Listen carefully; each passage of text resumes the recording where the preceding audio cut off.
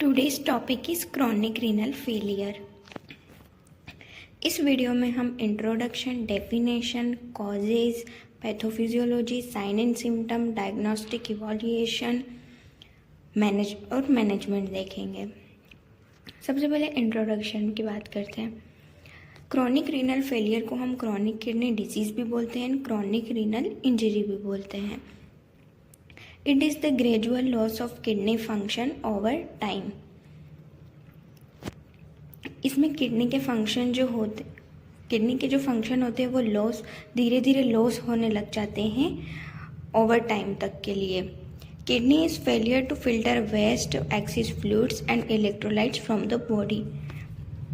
Kidney जो है वो काम करना बंद कर देती है, जिस वजह से वेस्ट को फिल्टर नहीं कर पाती है और बॉडी में एक्सिस फ्लूइड्स और इलेक्ट्रोलाइट्स इकट्ठे होने लग जाते हैं। अब है definition. It is the irreversible loss of kidney function more than 3 months. जो क्रॉनिक कंडीशन है वो मोर देन 3 मंथ्स तक रहेगी और इसमें इरिवर्सिबल लॉस हो जाता है किडनी के function, which can lead to hypertension, anaemia and fluid imbalances. जो लीड करता है हाइपरटेंशन को, एनीमिया को और फ्लूइड इम्बैलेंस को। अब कॉजेज़ की बात करते हैं। इसका मोस्ट कॉमन कॉज जो है वो है diabetes and diabetic nephropathy. Second cause जो है वो हाइपरटेंशन है। अनट्रीटेड एक्यूट रीनल फेलियर, यानी कि रिपीटेड एपिसोड्स हो रहे हैं एक्यूट रीनल फेलियर के, या फिर एक्यूट रीनल फेलियर को ट्रीट नहीं कर रहे सम टाइम पर, तो वो लीड कर सकता है क्रॉनिक रीनल फेलियर को। फ्रीक्वेंट किडनी इन्फेक्शन, इसमें ग्लोमेरुलोनेफ्राइटिस आ जाता है। And polycystic kidney disease. Polycystic kidney disease जो है वो एक जेनेटिक डिसऑर्डर है जो कि सिस्ट फॉर्मेशन कर देता है किडनी में एंड नेफ्रॉन्स में। बेनाइन प्रोस्टेट हाइपरप्लाजिया, जो कि एक एज रिलेटेड प्रॉब्लम है। Stages of chronic kidney disease, mainly इसके 5 स्टेजेस है जो कि बेस्ड है ग्लोमेरुलस फिल्ट्रेशन रेट पर। सो स्टेज 1, 2, 3, 4 एंड 5। स्टेज 1 जो है जिसमें ग्लोमेरुलर फिल्ट्रेशन रेट जो होती है वो नॉर्मल रहती है, या फिर तो 19 ml रहेगी या फिर उससे ज़्यादा रहेगी, जो कि एक रिस्क फेज पे है। स्टेज 2 में फिल्ट्रेशन रेट जो होती है वो 60 to 80 ml पर मिनट हो जाती है, जो कि एक माइल्ड फेज है। स्टेज 3 में 30 to 59 ml पर मिनट, जो कि एक मॉडरेट फेज है। और स्टेज 4 में 15 to 29 ml पर मिनट हो जाती है, जो कि एक सीवियर फेज है।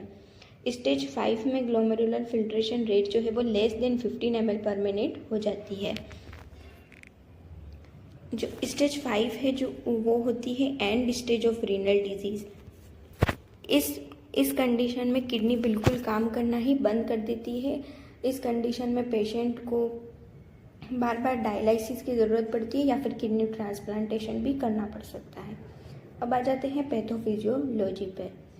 Pathophysiology due to aetiological factor, वही डायबिटीज़, हाइपरटेंशन या फिर अनट्रीटेड एक्यूट रीनल फेलियर जो होता है वो लीड करेगा प्रोग्रेसिव नेफ्रॉन डैमेज। नेफ्रॉन जो है वो डैमेज होने लगेंगे, जिससे नेफ्रॉन के नंबर जो है वो डिक्रीज हो जाएंगे और रिमेनिंग नेफ्रॉन जो है वो उसमें हाइपरट्रोफी देखने को मिलेगी।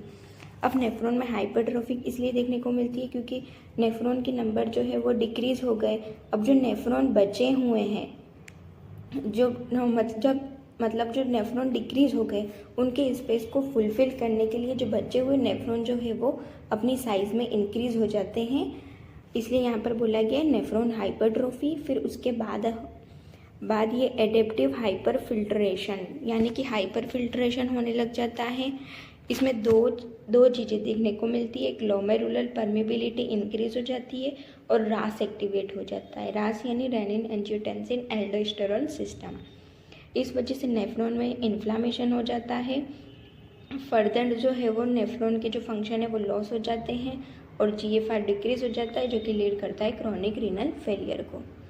अब आ जाते हैं क्लिनिकल मैनिफेस्टेशन पे। Clinical manifestation may not cause the symptoms in early stage. As the disease progress, the sign and symptoms may appear. अब अर्ली स्टेज में सिम्टम्स जो है वो नहीं देखने को मिलते, लेकिन जैसे जैसे डिजीज़ प्रोग्रेस होती है साइन एंड सिम्टम्स अपीयर होने लग जाते हैं, जैसे कि कार्डियोवास्कुलर सिस्टम में अरिथमिया ड्यू टू हाइपरकैलेमिया। अब जो पोटेशियम जो होता है वो हार्ट के रिदम को मेंटेन करके रखता है। अगर हाइपरकैलेमिया हो जाएगा तो उस वजह से अरिथमिया देखने को मिलता है, हाइपरटेंशन एंड हाइपरवोलेमिया। रेस्पिरेटरी में टैकिपनिया मतलब रेस्पिरेटरी रेट इंक्रीज हो जाएगा, Kussmaul respiration, pulmonary oedema. GIT में anorexia, nausea and vomiting, GI haemorrhage, foul ammoniac smell देखने को मिलेगा। न्यूरोलॉजिकल में confusion, seizures and lethargy. Skeletal में bone and joint pain, increase chance of fracture and osteoporosis. Skeletal system में मतलब ये bone, joint pain और फ्रैक्चर रिस्क क्यों इंक्रीज हो जाता है, क्योंकि जो कैल्शियम जो होता है वो बोन से निकल कर ब्लड में जाने लगता है, क्योंकि ब्लड में कैल्शियम का अमाउंट कम हो गया है। अब ब्लड को कहीं ना कहीं से कैल्शियम चाहिए, तो वो बोन से निकल कर ब्लड में जाने लग जाता है, जिस वजह से बोन और जॉइंट पेन होने लग जाता है, फ्रैक्चर के चांस बढ़ जाते हैं और ऑस्टियोपोरोसिस देखने को मिलता है। स्किन में dry and pale skin, itching and pruritus देखने को मिलेगा। यूरिनरी सिस्टम में जीएफआर डिक्रीज हो जाएगा, anuria and oliguria, haematuria, proteinuria and dark urine. Anuria यानी एब्सेंस ऑफ यूरिन, ओलिगयूरिया यानी urine output less than 14 ml per 24 hour. Haematuria यानी blood in urine, proteinuria यानी protein present होगा urine में। अब diagnostic evolution की बात करते हैं। डायग्नोस्टिक इवोल्यूशन में सबसे पहले blood test, renal function test कर सकते हैं। हिस्ट्री कलेक्शन और फिजिकल एग्जामिनेशन सब में करना ही है, इसलिए वो मैंने मेंशन नहीं किया है। और फिर उसके बाद ब्लड टेस्ट में रीनल फंक्शन टेस्ट करेंगे, जिसमें ब्लड यूरिया नाइट्रोजन इंक्रीज देखने को मिलेगा, यूरिया इंक्रीज देखने को मिलेगा, क्रिएटिनिन इंक्रीज देखने को मिलेगा, लेकिन जीएफआर और क्रिएटिनिन क्लियरेंस रेट जो है वो डिक्रीज देखने को मिलेगा। फिर सेकंड यूरिन एनालिसिस करेंगे, renal angiography, renal USG and renal biopsy. Medical management में अकॉर्डिंग टू सिम्टम्स ट्रीट करेंगे। सबसे पहले डायबिटीज़ को कंट्रोल करेंगे through insulin therapy and treat hypertension by providing anti hypertensive drug. Hypertension को ट्रीट करने के लिए एंटी हाइपरटेंसिव ड्रग देंगे। इंजेक्शन ईपोजन फॉर एनीमिया, एनीमिया के लिए इंजेक्शन ईपोजन देंगे, जिसमें इरिथ्रोपोइटिन होता है। ये वाला एनीमिया इरिथ्रोपोइटिन का जो लेवल होता है वो कम हो जाने की वजह से होता है, क्योंकि किडनी इरिथ्रोपोइटिन जो होता है वो किडनी रिलीज़ करती है। अब किडनी ही ढंग से काम नहीं कर रही है तो इरिथ्रोपोइटिन रिलीज़ ही नहीं होगा और एनीमिया देखने को मिलेगा।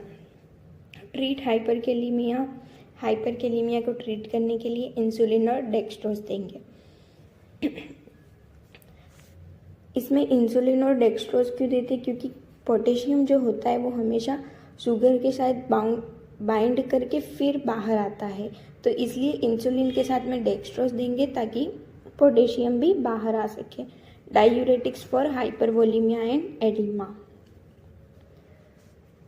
अब है डायलिसिस, जो कि मैनेजमेंट में आएगा। अब डायलिसिस एक प्रोसीजर है जिसमें जो डिफ्यूजन प्रोसेस होता है by which solutes pass from high concentration to low concentration through semi permeable membrane. ये एक डिफ्यूजन प्रोसेस है जिसमें सॉल्यूट्स जो होते हैं वो हाई कंसंट्रेशन से लो कंसंट्रेशन की ओर जाते हैं थ्रू सेमी परमेबल मेम्ब्रेन। इसके दो टाइप्स है, peritoneal dialysis and haemodialysis. Peritoneal dialysis में पेरिटोनियम को as a semi permeable membrane as a work में लिया जाता है, used in case of CRF यानी कि क्रॉनिक रीनल फेलियर। हीमोडायलिसिस इसलिए किया जाता है जब एक्सिस वेस्ट या फिर एक्सिस फ्लूइड को बॉडी से रिमूव करने के लिए। सर्जिकल मैनेजमेंट में किडनी ट्रांसप्लांटेशन कर सकते हैं। अब नर्सिंग मैनेजमेंट की बात करते हैं। नर्सिंग मैनेजमेंट में monitor intake output chart, replace fluid and electrolytes, prepare patient for dialysis, provide low protein and calorie diet, monitor laboratory values, provide emotional and psychological support, and administer prescribed medicine. अब इसके कुछ nursing diagnosis है, जैसे कि fluid and electrolyte imbalance related to kidney failure, risk for infection related to prolonged immunosuppressive therapy, altered sleep pattern related to disease condition, and anxiety related to disease condition. Thank you so much.